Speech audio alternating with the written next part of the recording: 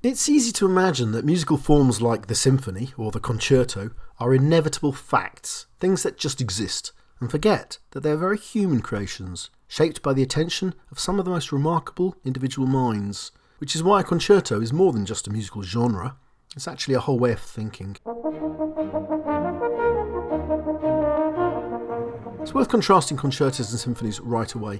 Essentially, a symphony involves the entire orchestra playing as an ensemble, whereas a concerto features a solo instrument or set of instruments playing against with the rest of the orchestra.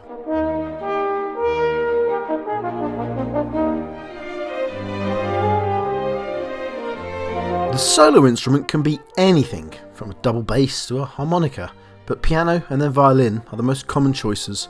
The soloists can also be a group of instruments, as with Bach-Brandenburg concertos, where the soloists vary from a quartet of violin, flute, trumpet and oboe in number 2 to the entire string section in number 6. It'll be interesting to know your own favourite concertos in the comments section below. So, back to concertos and symphonies. As a rule of thumb, symphonies have 4 movements, while concertos have 3. And the formula is simple. First movement fast, second movement slow, and third movement fastest. Historically, the concerto actually predates the symphony. Vivaldi, at the height of the Baroque, really nails the form, writing over 500 concertos, or concerti if you're posh. Mostly violin concertos. His famous Four Seasons is in fact a violin concerto.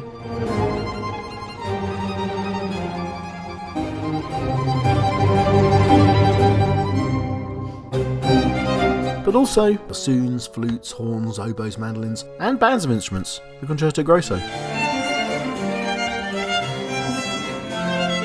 It was only really after the birth of the symphony, during the classical period, that the concerto could blossom into its own particular thing. Now, more stress was placed on the solo instrument. Mozart in particular excelled at the genre, producing wonderful horn, clarinet, and in particular piano concertos. They show what the genre so easily provided, a delightful conversation between soloist and orchestra.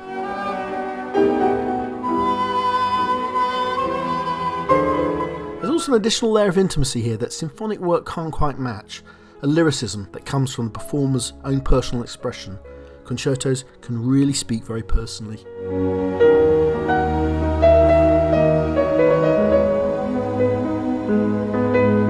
This process of individuation for the concerto merely increased with the development of the piano, particularly in its 19th century incarnation.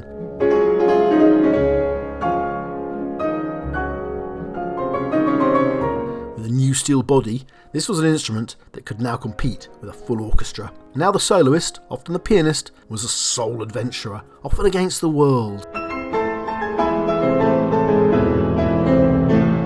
This was perfect fodder for the Romantic period, and all the great composers continued to compose wonderful concertos. Concertos that now meant something different in the concert hall from a symphony. A symphony answered more to its composer, with an overarching unity of thought and purpose. The concerto, on the other hand, represents the performer, who usually faces an unbalanced partner against the rest of the orchestra, which means the composer must spend much more attention on balance and shape. Concertos have often been composed with a particular musician in mind, one who even helps with the composing. Think Anton Stadler aiding Mozart with his clarinet concerto, or Joachim helping Brahms with his violin concerto. Typifying that difference is the cadenza, an improvised section for the soloist that usually comes at the end of the first movement. It's a real chance to show off, for virtuosic bravura, and back in the day it was almost always improvised.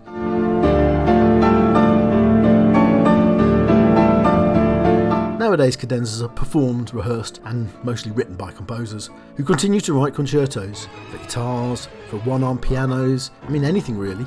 Bartók has already confused matters in 1943 with his concerto for an orchestra.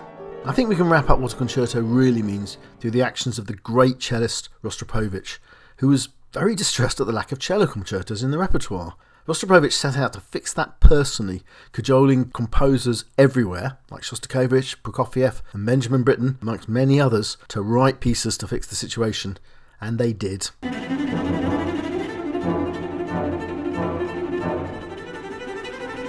Which tells you all you need to know about the relationship between the soloist and the concerto.